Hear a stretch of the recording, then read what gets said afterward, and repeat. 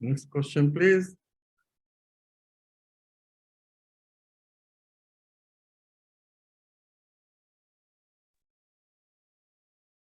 Hi, Professor GOSWAMI.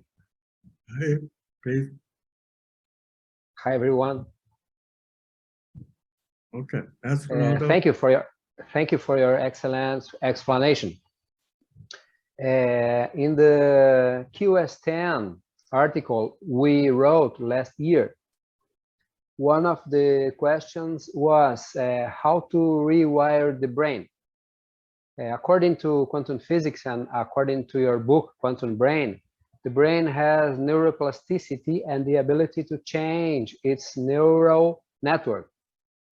So we need to create new positive emotional brain circuits to overcome the negative emotional brain circuits already installed in our cellular memory and in our DNA, both in this life and from past incarnations, for example. I have been practicing meditation for many years, in addition to practicing other therapies and activities, with the aim of expanding consciousness and with the evolution of neuroplasticity of the brain. And in my opinion, these are good ways to rewire the brain. Now, in your opinion, what are the best ways to create new positive emotional brain circuits and rewire the brain? Yeah, this is the key actually. When we say neuroplasticity, many people misunderstand the what neuroplasticity is about and what it does. So there's two aspects of it. So there are stem cells, and indeed we can have new neurons. That's more like a regeneration. Neuroplasticity refers to making more neural connections, synaptic connections. More connections means that neurons will be used much more than less connections. More connections there is, the more easy it is to make a neuronal network, which is what a memory is. A few neurons working together so that they can fire. And this extra synaptic creation can be had by simply thinking more. If you just even memorize stuff, that's enough to create new connections. And indeed, the appropriate areas become heavier. People have measured, like London taxi drivers at some point when there was no GPS, they used to have this huge number of addresses they had to memorize. And guess what? Their hippocampus indeed became more heavy. That's how people first discovered neuroplasticity. But it's foolish. We don't want that kind of neuroplasticity. That's a stupid use of neuroplasticity.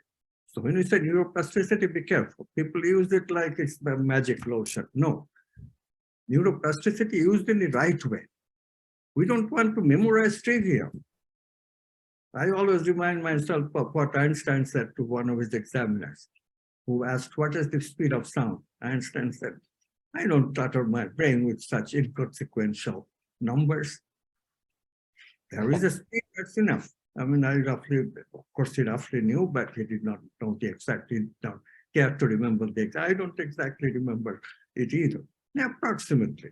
That's all you need to know in order to think clearly. So this is the same. What makes you productive neuronal connections, synaptic connections? It is a result of positive emotions. Why? Positive emotions are the result of creativity. Positive emotions are created because that archetypes comes to us and we embody the archetype. Positive emotion is the result of embodiment of the archetype. Positive emotional brain circuit is the result of the embodiment of the archetype to some extent. So what kind of thing will increase your positive emotion? How do we embody positivity of heart chakra? Love, right? Goodness, that's another way of embodying positivity of the heart chakra. How do we embody positivity of the navel chakra? Self-worth, self-esteem, right? How do we practice self-esteem or self-worth? These are the questions that you have to ask. What makes you love? What is the practice for love? Obviously, best practice of love is to get some intimate person in your life. And then ask this question, how do I love this person? How do I love this person? And answers will emerge where there will be a response, right? Love is a mutual thing, right? Love and be loved. This is why we call the loved one beloved. It's a mutual thing. So we watch. It's not a one-way thing. We make the mistake of one-way thing being the positive emotion. No, a positive emotion would be generated when it is a two-way thing. I learned that by practice. My teacher gave me a practice of, okay, you carry some coins and just empty your pocket, the first homeless that will ask you for money. So I was giving it like automaton initially. And then I would worry, oh, this fellow is just going to spend it on dope or drink or whatever. Completely wastage of the practice. That does not do you anything. You have to give, interact. How are you? Why are you here? Feel the energy, the gratefulness of the person. The smile. That's when giving is complete. That's when you have a memory that will last with you because your emotions were aroused. Remember, you have to retrieve the memory. Memory is no good if you cannot retrieve it. So when you routinely give, like we are giving to the Salvation Army, or not that I want to prevent you to give to Salvation Army, they do good work and it's fine. But it's not like giving to a person. Okay, Great. so that's why people do all kinds of good things, but don't build circuits. They're like information. You make circuits, you make memories, but you cannot retrieve it. It has to be, positive emotions have to be engaged. Okay. Perfect. Excellent. Okay. Embody the archetypes. Embody the archetype, and this is Dubai. Thank you very much. And now I understand completely. Okay. Do it, Ronaldo. You have all the ability of being able to do it. It's just getting into it and getting the right idea. People do good things all the time, like, in India, there's always this puja ceremonies. When you come to Jaipur, you'll participate in some of that. If you do it with just the routine way, nothing happens. Nothing happens. Whereas if you do it with the right attitude, with intentions and engagement, then things can happen. So it's all a question of, like going to a church.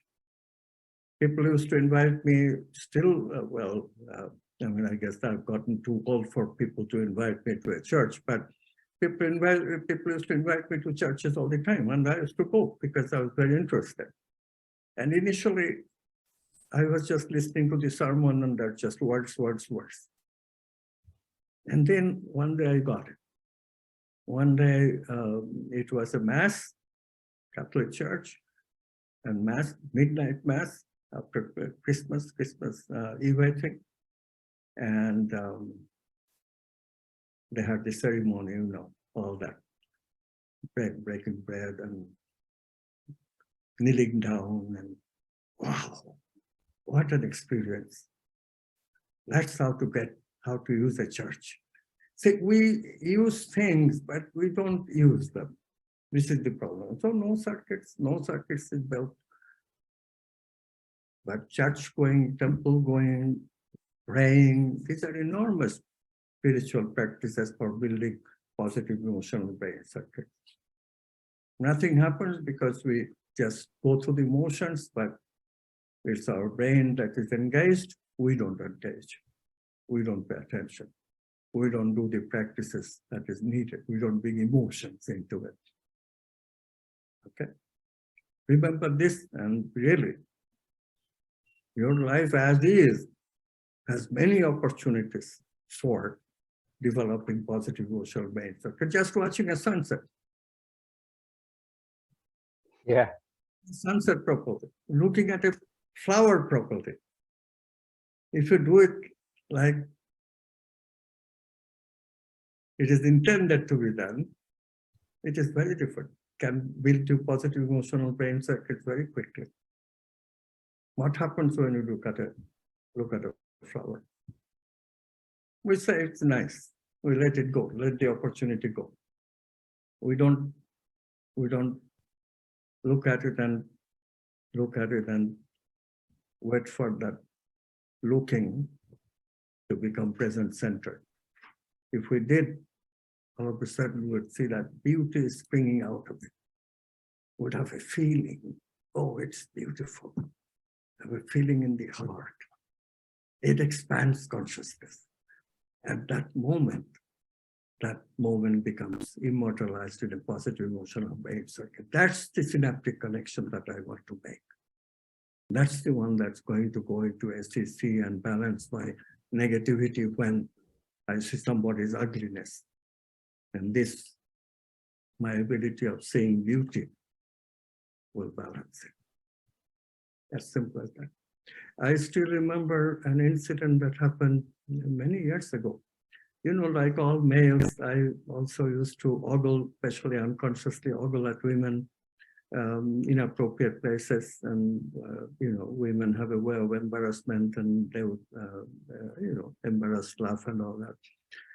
So this particular day I was going on a corridor in the physics building, and I was very unmindful. I was just thinking of something, you know, some stuff that was worrying me.